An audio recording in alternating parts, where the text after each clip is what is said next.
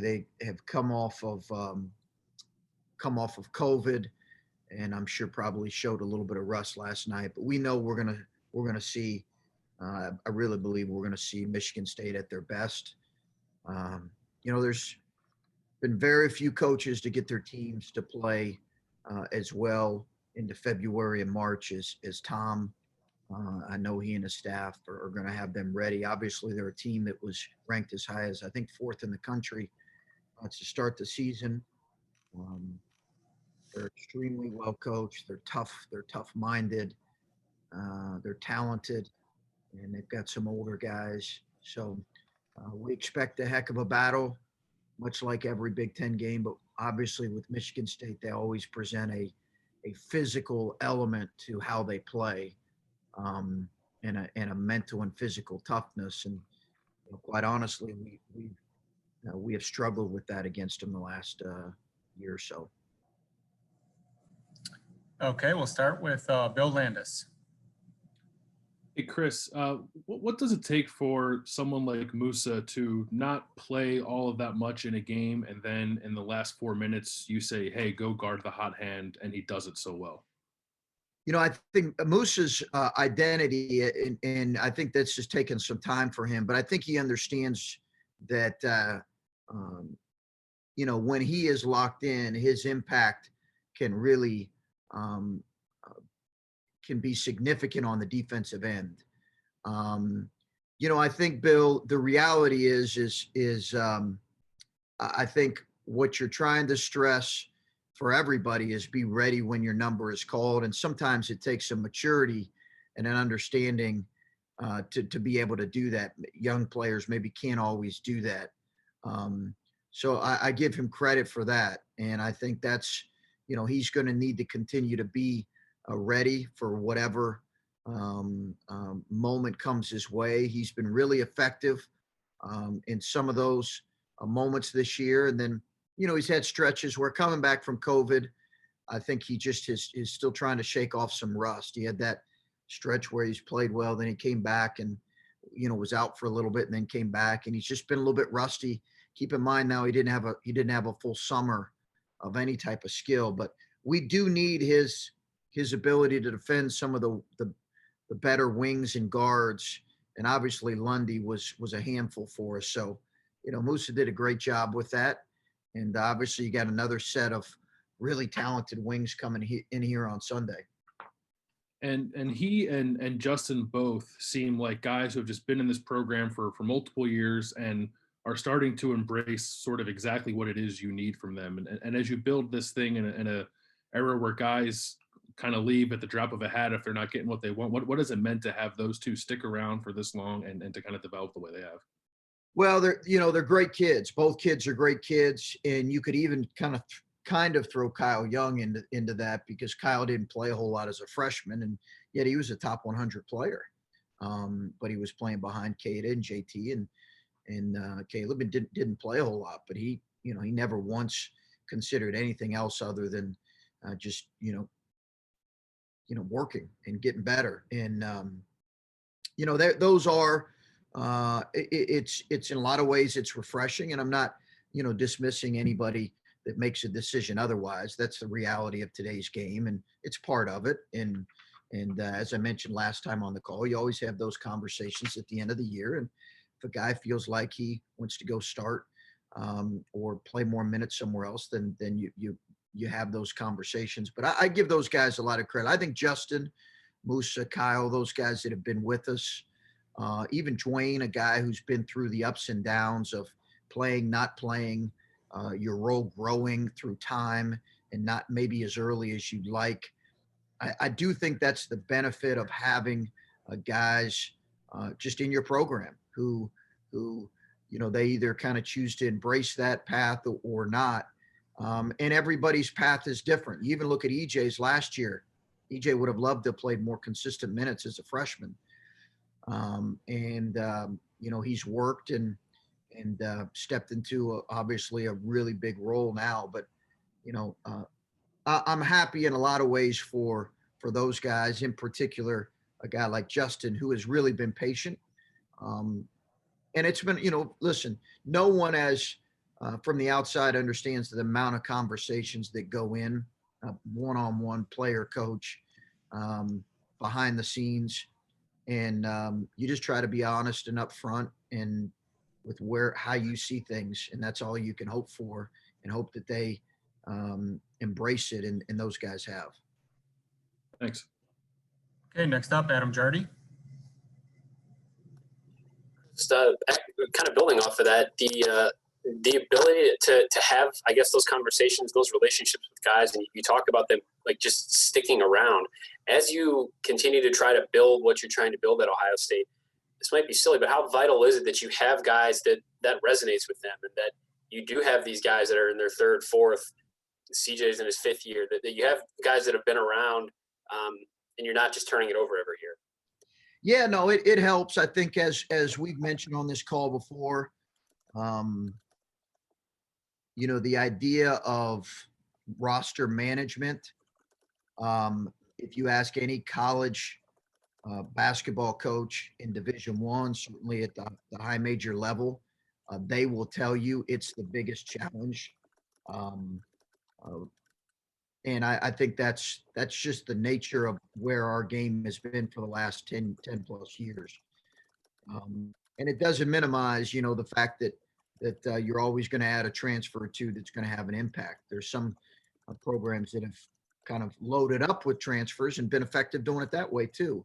So I think there's different ways of doing it, Adam. I don't think it always has to be kind of maybe the way that we've chosen to do it, which is a blend of both. Some people kind of reload with 4, 5, 6 guys every year, and if they find a way to be successful, some guys maybe do it. But I think the blend that we found of trying to help guys grow and develop within our program year after year after year, as well as adding some transfers, has been effective for us.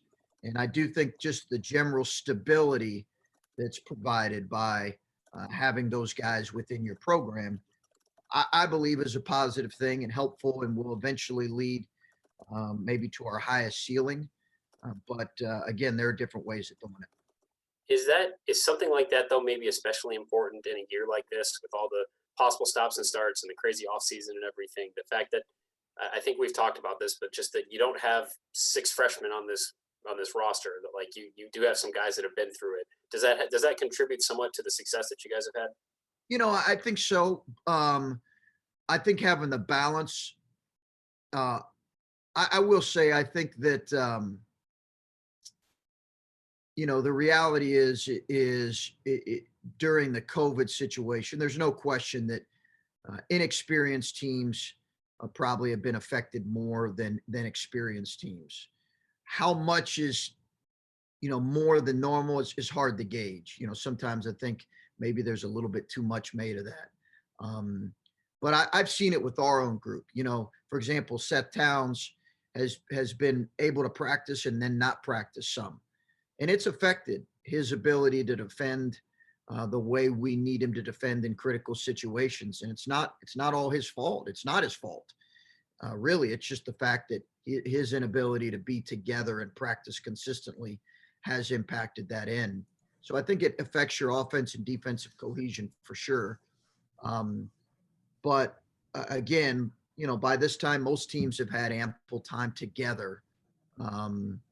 And even a team like Wisconsin in our league, goes through normal ups and downs just because of the quality of the league. So it's not all a cure-all just having, an experienced group. But I think at the end of the day, it can maybe allow you to have more consistency than an inexperienced team. Okay, next up, we'll go with Patrick Murphy. Chris, you said off the top about Michigan State's game the other night against Rutgers. How do you present that to the guys? Is it just, as you mentioned, the COVID and the rust, or do you really have to dig into that to make sure they don't think you're getting an opponent who's going to be overmatched coming in here on Sunday?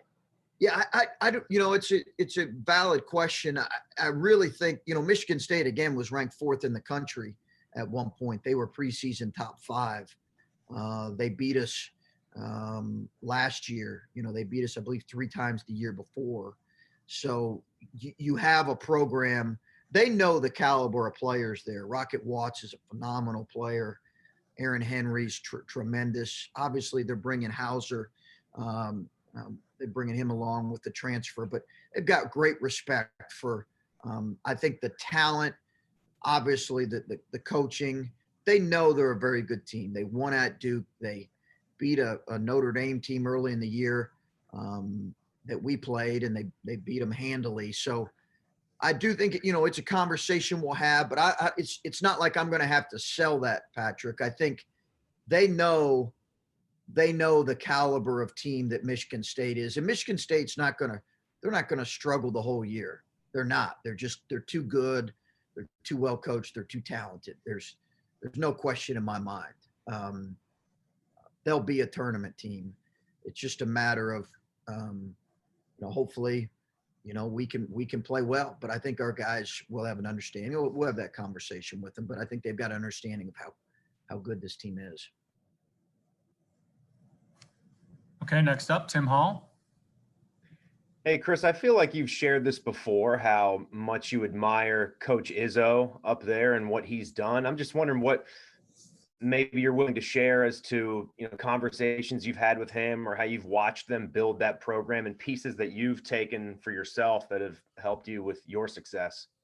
Yeah, I mean, I watched Tom's coaching videos when I was a young coach, and I'm not that much younger than him, but when I was at a different point in my career, and I watched his coaching videos. I think there's certain coaches that you really admire and respect, the way they go about it, their team buy-in, their commitment to playing a certain way, and how they consistently do that.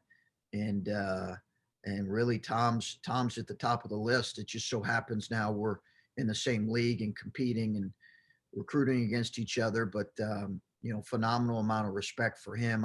He's one of the best to ever do it. There's no question. He's one of the best to ever do it in our game. He's certainly a Big Ten. He is a Big Ten icon. And, I just think, he's certainly built that program into a blue blood basketball program. And that's a credit to him. He would, I'm sure, be the first one to credit Judd and those that came before him. But it's been incredible. I think the consistency. I think I saw last night maybe 23 straight NCAA tournaments. 23 straight NCAA tournaments. Go back and look at the Big Ten programs and see. I believe Thad went to 7 here, but before that, I don't think Ohio State had went to more than maybe 3 straight before Thad. 23 straight is a phenomenal string of consistency, and that's always the mark of a high level program and high level coaching staff. Okay, next up, Sean Dunnigan. Hey, Chris, when you have players in foul trouble like you did in your last game with Kyle fouling out and CJ fouling out, how much confidence do you have in your bench that they can come in and not really skip a beat when it comes to late in games? I have confidence in our group. I think they've been through some battles here. We've had different guys step up in different games, really throughout our 17 game stretch here. So as I've said on a number of occasions, I think, and we'll see if this continues to be the case. It's never a given. You never assume that player buy-in and player buy-in to their role is going to be consistent, because, it's college athletics, and that can always change and evolve. But guys have really embraced what they can bring to the team, and I think that's what gives us a lot of confidence.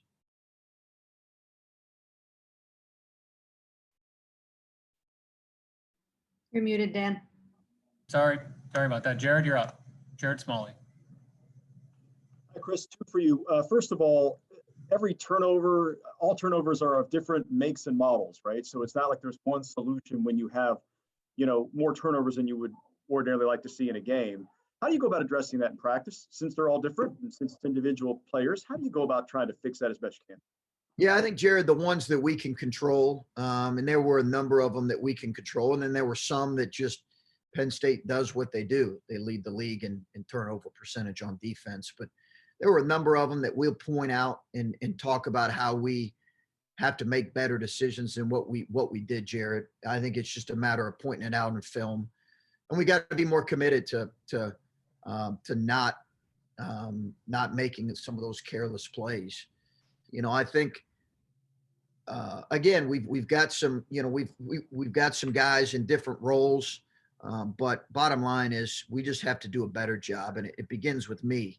And I think we've got to watch film, and we will today here and address it. There's some you're going to have in a game like that, just the nature of the way they play, and there are certainly times where we took advantage of their pressure in their gambling, a number of times. But we weren't able to make sound enough decisions with the ball consistently enough. Chris, I'm going to hit you with a real bummer, and I don't know if you have heard this yet, but John Chaney died today. Oh, wow.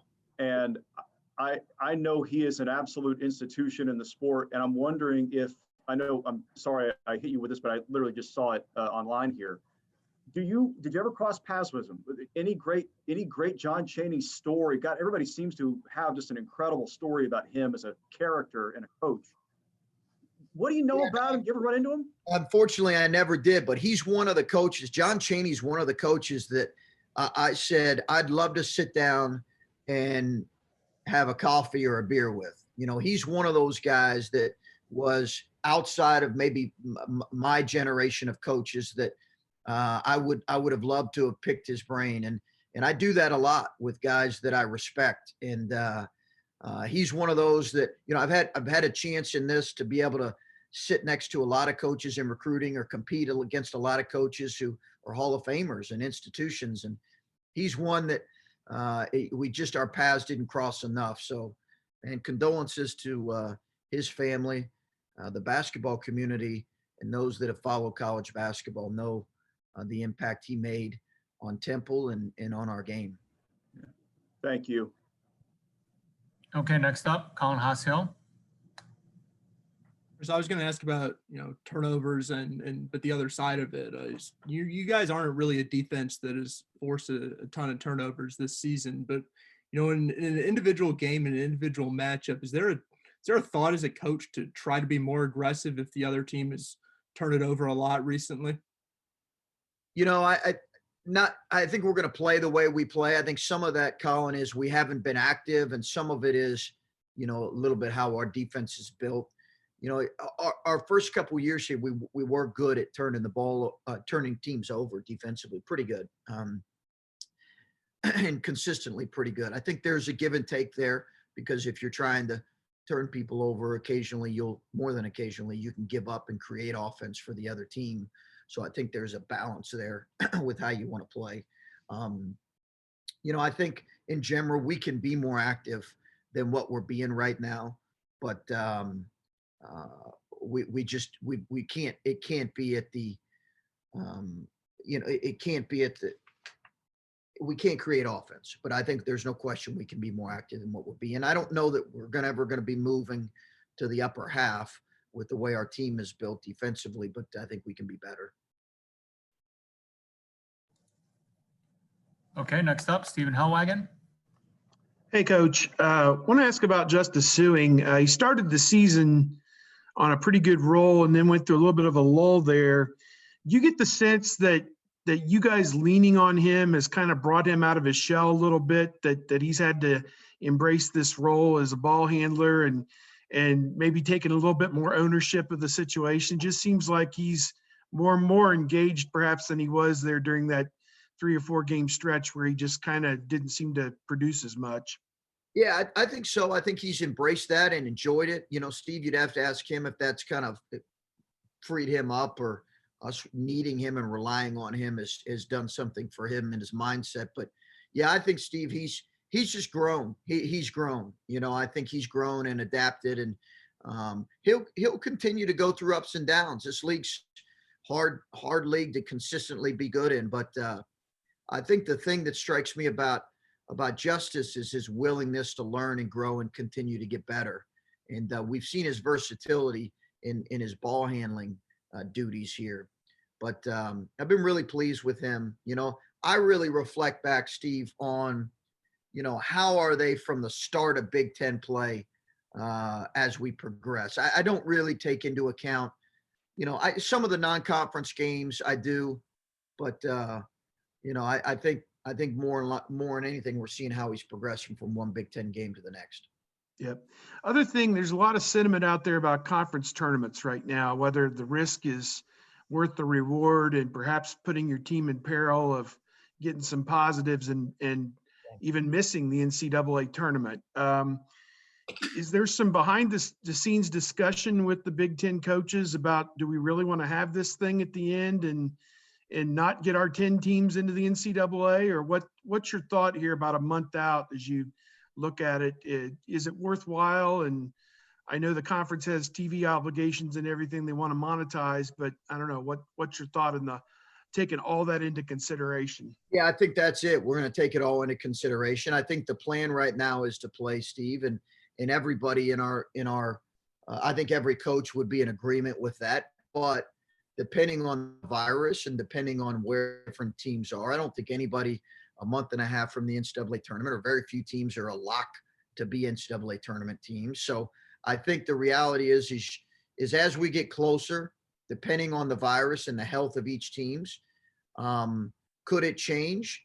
I think it's possible, but the reality is I think this has always been player driven, as I've said. In when you present playing or not playing to your players in the Big Ten tournament, what are they probably going to choose? They're probably going to choose to play. And if we don't feel like that's smart, then we'll reconsider. But as of now, I think we'll be on board with playing. Thank you. Okay, next up, back to Adam Jardy. Chris, I asked you after the game about the rotations that you had to kind of go through with guys in foul trouble and guys fouling out, and you said you'd have to look at it. And you had a stretch there in the first half for you to play a bunch of lineups that never played together. And I know that's not unique necessarily, but when you have to do something like that in a game, when you're trying out a new lineup, what is it important that those guys understand from each other? I mean, I know you can't break down everything, play by play for them, but what do guys have to understand when they're thrown into a situation like that in a game from each other? Play to your strengths, play to your strengths, those things that we've defined that are strengths that you bring to the team, Adam. Play to that, be aggressive, stay aggressive on both ends. Don't play tentative, be aggressive, stay attacking on both ends, play to your strengths and play how we play, smart and tough. That's really what we're asking them to do. You're right. We did have some unique lineups there because of foul trouble and some of it just trying to figure some things out. And I thought the guys that came in did a good job. It also probably created a little bit of inconsistency in play on our part, but those are the main things. And can you give us an update on, I think last time we talked, you said Jimmy Sotos is just continuing to be evaluated.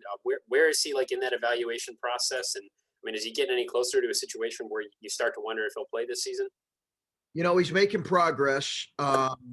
We'll know more, I think, early next week on him in terms of return to play. He will be out for Sunday's game, but we'll know more. He and Ibrahima will both be out with injuries for Sunday's game.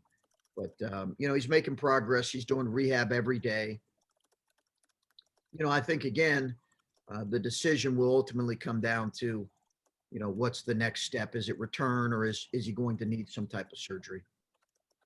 Thank you. Okay, then we'll wrap up with Nicole Kraft. Hi, Chris.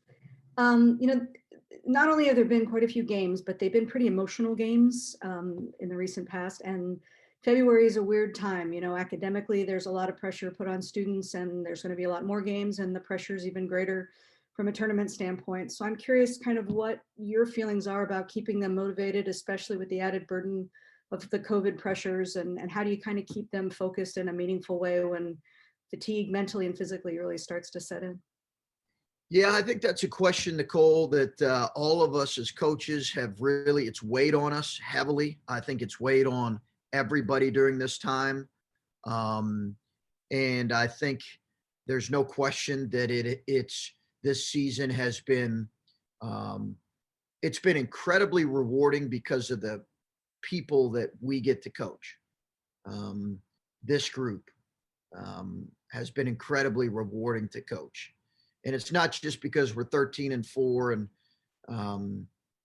I suppose I'm not sure I would feel the same way if we were 4-13, but you get my point. I think in general, while the winning has helped, the quality of people, their willingness to be coached and learn, it's really been phenomenal. Now, having said that, this has been, in a lot of ways, this is this everything they're going through, we're going through, is fatiguing. It is draining, and I know if it's in a lot of ways you feel that as coaches, then they feel it as players. So as much as we can do beyond winning, because winning, I think, and creates an atmosphere that everybody enjoys. Beyond that, I think you are looking at things that you need to do: mental health check-ins, conversations, one-on-one conversations, really identifying guys that may be struggling. But all in all, it's just been a phenomenal group to work with in the midst of, there's no question, it's a challenging season for everybody. It's been a phenomenal group to work with, and I'm hoping that we feel that way here again in a month and a half.